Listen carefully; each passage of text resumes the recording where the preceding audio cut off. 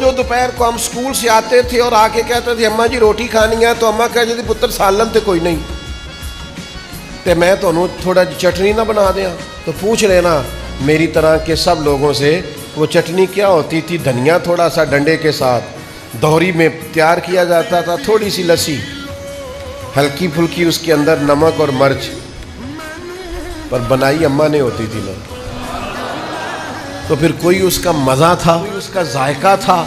फिर महसूस होता था कि दुनिया में जिन्होंने बड़े बड़े डिप्लोमे किए ना, शेफ़ बने, उनसे कहें आओ ज़रा लाइन में खड़े हो, मेरी माँ तुम्हें सिखाएगी जायका किसे कहते हैं, आओ ना उसे।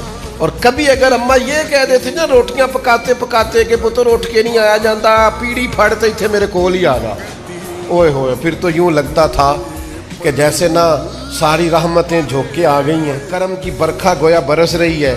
इतने मैंने ज़िंदगी में बड़े बड़े महंगे होटलों पे भी जाके देखा है, पर वो मज़ा दोबारा आया नहीं।